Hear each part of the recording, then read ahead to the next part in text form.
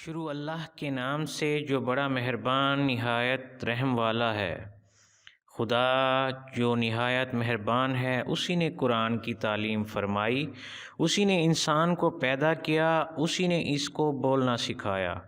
سورج اور چاند ایک حساب مقرر سے چل رہے ہیں اور بوٹیاں اور درخت سجدہ کر رہے ہیں، اور اسی نے آسمان کو بلند کیا اور ترازو قائم کی کہ ترازو سے تولنے میں حد سے تجاوز نہ کرو، اور انصاف کے ساتھ ٹھیک تولو اور تول کم مت کرو۔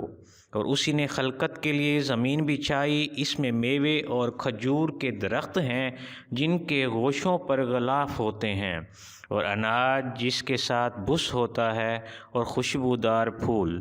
تو اے گروہ جن و انس، تم اپنے پروردگار کی کون کون سی نعمت کو جھٹلاؤ گے؟ اسی نے انسان کو ٹھیکرے کی طرح کھنکھناتی مٹی سے بنایا اور جنات کو آگ کے شعلے سے پیدا کیا۔ تو تم اپنے پروردگار کی کون کون سی نعمت کو جھٹلاؤ گے؟ وہی دونوں مشرقوں اور دونوں مغربوں کا مالک ہے، تو تم اپنے پروردگار کی کون کون سی نعمت کو جھٹلاؤ گے؟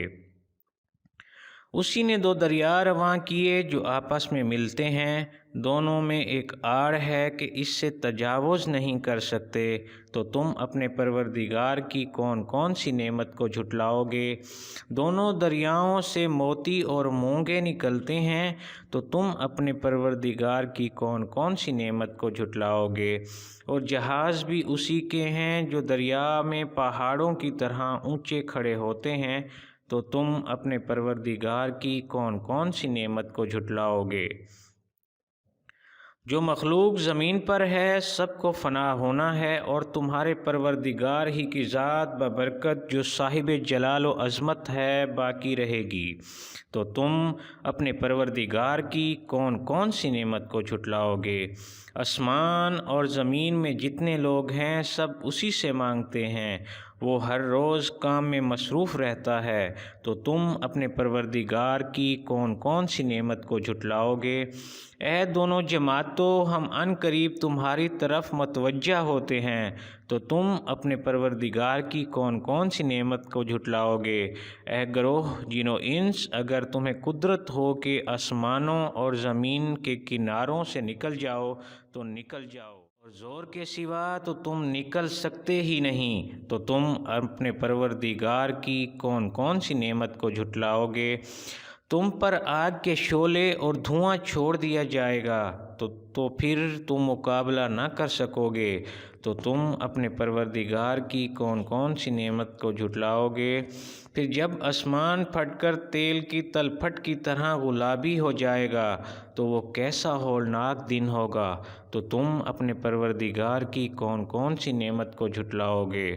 اس روز نہ تو کسی انسان سے اس کے گناہوں کے بارے میں پرستش کی جائے گی اور نہ ہی کسی جن سے، تو تم اپنے پروردگار کی کون کون سی نعمت کو جھٹلاؤ گے؟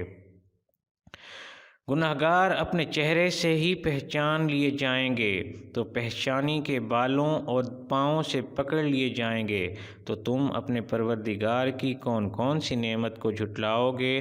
یہی وہ جہنم ہے جسے گنہگار لوگ جھٹلاتے تھے، وہ دوزخ اور کھولتے ہوئے گرم پانی کے درمیان گھومتے پھریں گے، تو تم اپنے پروردگار کی کون کون سی نعمت کو جھٹلاؤ گے؟ جو شخص اپنے پروردگار کے سامنے کھڑے ہونے سے ڈرا، اس کے لیے دو باغ ہیں، تو تم اپنے پروردگار کی کون کون سی نعمت کو جھٹلاؤ گے؟ ان دونوں میں بہت سی شاخیں یعنی قسم قسم کے میووں کے درخت ہیں، تو تم اپنے پروردگار کی کون کون سی نعمت کو جھٹلاؤ گے؟ ان میں دو چشمے بہہ رہے ہیں، تو تم اپنے پروردگار کی کون کون سی نعمت کو جھٹلاؤ گے؟ ان میں سب میوے دو دو قسم کے ہیں، تو تم اپنے پروردگار کی کون کون سی نعمت کو جھٹلاؤ گے؟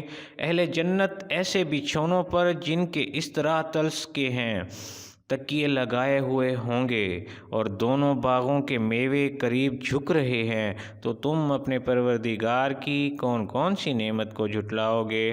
ان میں نیچی نگاہ والی عورتیں ہیں جن کو اہل جنت سے پہلے نہ کسی انسان نے ہاتھ لگایا اور نہ کسی جن نے، تو تم اپنے پروردگار کی کون کون سی نعمت کو جھٹلاؤ گے؟